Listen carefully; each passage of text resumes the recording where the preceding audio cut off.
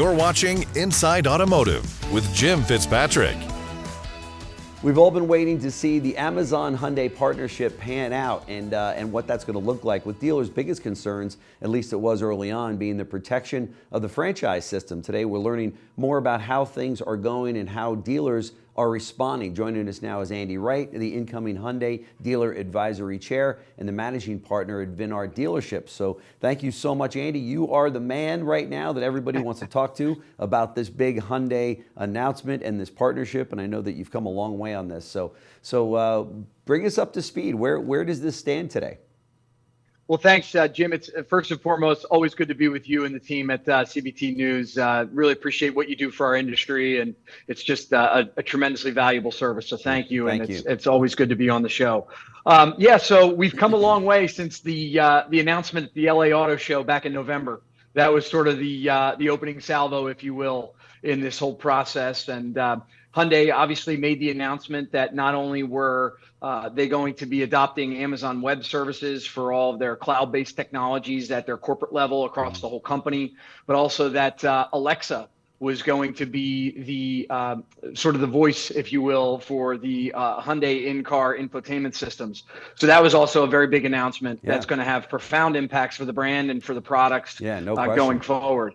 But obviously, the announcement that dealers were most interested in was this this newly defined relationship, if you will, between the Amazon brand and the Hyundai brand, specifically as it relates to how dealers will have an opportunity to sell cars through the Amazon platform. So historically, dating back to, I think it was 2019, Hyundai launched a partnership with Amazon to list inventory on the platform, on the marketplace, which basically served as a traditional sort of SRP, VDP type setup where customers would be able to find inventory and then be referred to the selling dealer and go from there. Fast forward to November, and the announcement was made that Hyundai was keen on taking it to the next level with Amazon so that customers could actually transact on the platform and on the marketplace. But it would be dealers that would be fulfilling the orders. It would be dealers that would be processing the transactions, and it would be dealers that would be setting the prices. Okay. So this was always an Amazon and Hyundai dealer relationship and arrangement. Okay. It was not in any way, shape, or form a direct sales model or an agency model or any of the things that were originally construed based on the announcement that was made. So as I like to tell people, our friends in legacy media at places like the Wall Street Journal and whatnot didn't really do us any favors by misreporting the fact, by misreporting in their headlines that Hyundai intends to sell cars to customers via Amazon. It should have read Hyundai dealers will be selling cars to customers via the Amazon platform.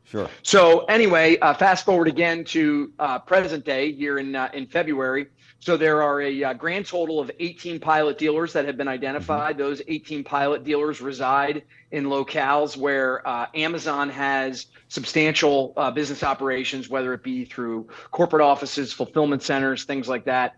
So the program is really only open to Amazon employees right now because they're using it as an opportunity to test out the systems, make sure that everything is functioning properly, and that they're building out a process that is both robust, comprehensive, and efficient. And they're well on their way to doing that. But in the interim, there's been some questions about how things are going to function.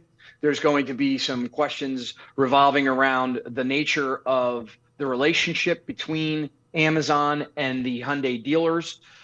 So I've been asked by Jose Munoz, the global CEO of Hyundai, to lead a subcommittee that consists of dealers. It's myself and 3 other pilot dealers. And we are actively leading the negotiations, if you will, between between Amazon and Hyundai dealers. And our goal, our objective, our charge is to come up with what I'm characterizing as a boilerplate agreement that will be hopefully acceptable to the masses, the overwhelming majority. There's always going to be 1 or 2 that object and probably decide not to participate, but that's well within their rights and their prerogatives. But if we can get to a point where we have a boilerplate agreement, Jim, that will ultimately govern the relationship between, or the arrangement between, Amazon and Hyundai dealers, and how we intend to go to market here once this is released to all Hyundai dealers, which is the ultimate goal here. I think we can get to a position where dealers will benefit tremendously, consumers will benefit tremendously, and so will the Hyundai brand and the Amazon brand. So it's a win-win-win for everybody involved, as long as we can get to a point where we have an agreement that is fair, that is equitable, and that protects the rights of franchise dealers, and does everything we possibly can to uphold the business model that we all have enjoyed for decades, and that has worked incredibly well and efficiently for decades upon decades. So that's really where we're at right now. We're still hashing out some details, but we're making tremendous progress, and I'm confident we'll have something in place that we can hopefully take to the masses by this time next month. Sure. Just a few questions on this. Sure. So the plan is optional for individual Hyundai dealers. They don't have to opt in on this. Correct. So, like any program of this nature, it is not mandatory. Okay. So ultimately, after the pilot period expires, the program will be offered to all Hyundai dealers. That is the intention. Okay. With that being said, not everybody has to agree to participate. Okay. But it would seem to me, though, if I were a Hyundai dealer, it would be, I don't want to say suicide, but it would be pretty tough if I'm not in the program and I'm competing with surrounding Hyundai dealers that are on an Amazon program. I mean, those guys have got, they're like Google. Their reach and presence is so strong out there, right? Well, I think the number that's been bandied about is 250 million shoppers a month on the Amazon platform. Yeah. It's arguably the world's largest marketplace, certainly the largest online marketplace. Sure. So it's a great place for dealers to be. It's a great place for the Hyundai brand to take a leadership position, because make no mistake, Jim, other OEMs are actively talking to Amazon. Amazon is operating a separate dealer council that consists of numerous dealers of different locations and sizes and so on and so forth. So there's no question that competitive brands are coming to Amazon as well, and hope to have their products on the marketplace in the not too distant future. But Hyundai does have an exclusive for the foreseeable future. How long that will be remains to be seen. So there's obviously a vested interest here in making this work, and making it work sooner rather than later. Sure. Because it is a fantastic opportunity. So I'm really excited about it, and I think for all sort of the negative sentiment that was out there based on the way it was reported initially, if we can get this right, and I believe we are on the precipice of doing that, this will ultimately be a good thing for all parties involved. Sure. Can you give us just an idea on how trade-ins and the financing would work? Is that something that's just going to be done at the dealership in its entirety, or would a consumer be able to get a trade value online through Amazon and then follow through with the dealer to make sure that they are able to liquidate that car or trade it in? Sure. So yes, the answer to that is they will be able to handle trade-ins eventually. The platform is not capable of doing that just yet in the pilot period. However, Amazon is actively working on building in that functionality and capability. So that will be coming. As far as financing is concerned, right now it's an exclusive relationship between the customer and Hyundai Capital America. But Amazon has every intention of building into the platform the capability to have multiple banks bidding for the business, or being, that's not the right way to characterize it, having multiple banks be available for customers to obtain financing. Okay. What would be, just, if I put my dealer hat on, and now I'm going to put my Hyundai dealer hat on, why would I not do this program? I mean, it seems to me that it would be crazy not to be involved with Amazon and have that kind of presence in the marketplace, and especially before any of these other brands, because Toyota is going to come calling, and obviously Kia is going to be right there with Hyundai. And so many others. I mean, I'm sure the entire industry is going to be watching step by step what happens here with this partnership between Hyundai and Amazon, right? Because this can be a game changer out there.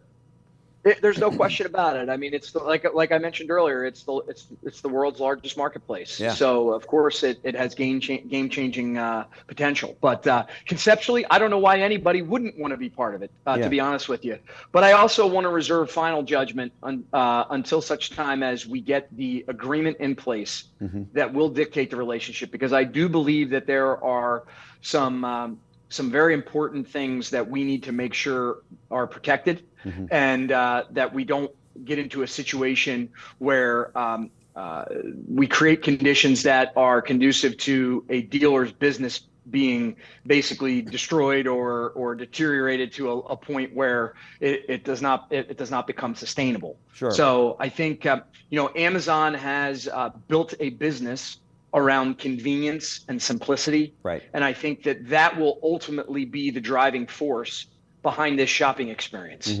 Because I think that consumers have made it clear that they want a simpler, more straightforward shopping experience. Amazon senses that, and I think that that's going to be a hallmark of whatever ultimately is devised here in terms of how we go to market with this, how the process flows, and so on and so forth. So I'm very encouraged. These people clearly know what they're doing. Sure. But with that being said, so do dealers. Yeah. And we need to make sure that we come up with an arrangement that's mutually beneficial. Yeah, no question.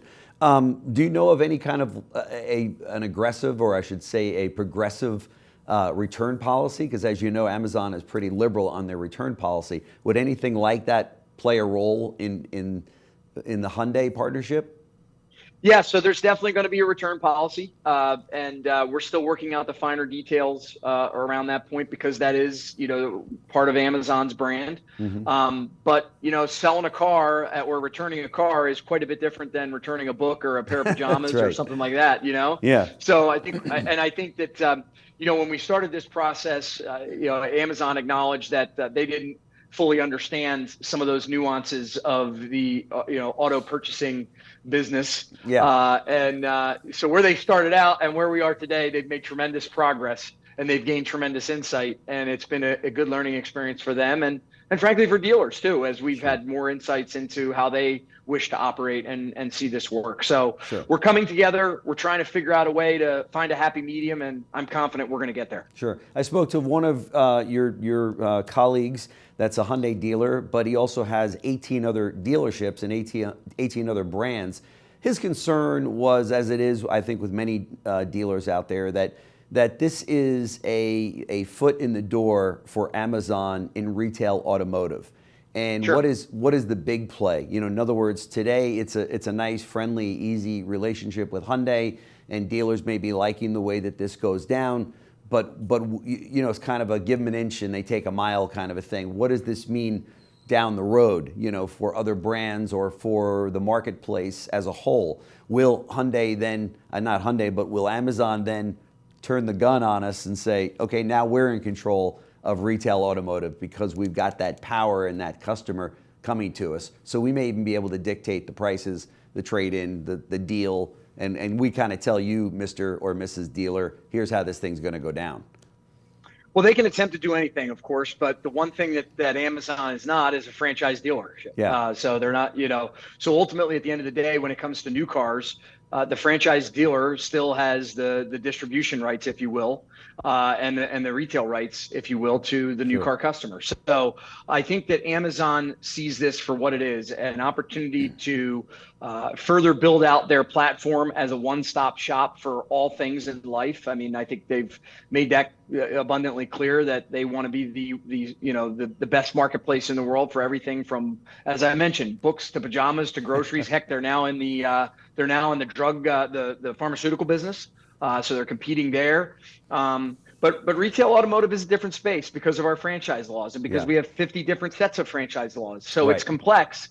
But yet, even in the face of the complexity presented perhaps by 50 different state franchise laws, the system has proven to be very efficient year after year, decade after decade. So why not leverage the good stuff and help improve on the areas where we have mutual opportunity? Sure. I think, again, that's a win-win.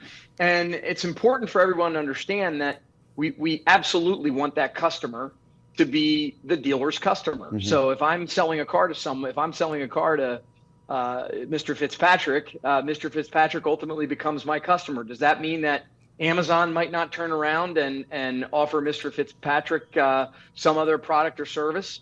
I'm sure that that's in their plan. But when you look at some of the other third-party endemics that are traditional to retail automotive, cars.com, for example, or Auto Trader, they're doing the same thing. I mean, they have partnerships and relationships with financing sources and things like that. And if you ever shopped through those platforms and you submit your email address, you're going to receive emails from those platforms offering different products and services. So right. It doesn't stop us from selling cars on cars.com or Auto Trader, though. That's right. So, yeah. Jeff, Warren Buffett wanted to get into retail automotive, so he bought a very, very large dealer group. I think the largest family-owned dealer group from Van Tuyl, from Larry Van Tuyl. Yeah. If Jeff Bezos decides, hey, this is a great business to be in, I think I'll just go ahead and acquire the majority stock in Alithia and just be more of the retailer to see how this thing goes. Do you think we'll see a headline like that in the next 5 years? Anything's possible, Jim, and nothing shocks me anymore. So hey, listen, it could happen. It could happen, sure. But I think that there's been efforts before to do this, and they have failed. Yeah. I don't know all the specifics. I just know that this has been tried before, sure. And it did not succeed. It did not even get off the ground. Yeah. So I think that if we can accomplish this and do it in a fashion that protects dealers, but delivers on the promise of a better customer buying experience, I don't see a downside there. So I think it's all positive in that respect. Good point. Hey, before I let you get out of here, and I appreciate all the time you've given me, what's your take on 2024? We came off of a pretty good 2023, although that last quarter was a little shaky in some areas and some brands and what have you. But we do have some headwinds. It is an election year. There's a lot to be dealing with there. But what's your forecast for 2024? Yeah, so I don't want to sound like a broken record like some of your other guests have been on, but affordability is a huge issue plaguing the industry right now. We absolutely have to come together as dealers and OEMs and collaborate on solutions that effectively address the affordability crisis that is rapidly developing here in the United States in the new car market. Yeah. The used car market is still extremely disrupted with not enough supply. And so I think there's going to be some big time challenges and headwinds for both dealers and OEMs as it relates to how we tackle the issue of affordability. And then, of course, you pile on top of that the challenges with the EV rollout that is going on. There's going to be some big issues that are going to take a lot of high level collaboration. And I'm hoping that the smartest people in our industry can come together and find solutions, attack problems, as I like to say, and not each other, so that we can get ahead of this and solve these problems. Because if we don't, it's going to be a big time challenge for all parties involved. So I'm hopeful. I'm optimistic. I'm an internal optimist, but it's a challenge. I'm going to leave it right there. Andy Wright, Managing Partner at Vinart Dealerships and the incoming Dealer Advisory Chair. He's the man, and I know everybody's watching this closely, so it's going to be something. But thank you so much for joining us on the show. Very much appreciate it. So much going on, so I know it's hard to get some of your time, so we really appreciate it. Thanks so much. It's my pleasure. Anytime. Thanks. Thanks for watching Inside Automotive with Jim Fitzpatrick.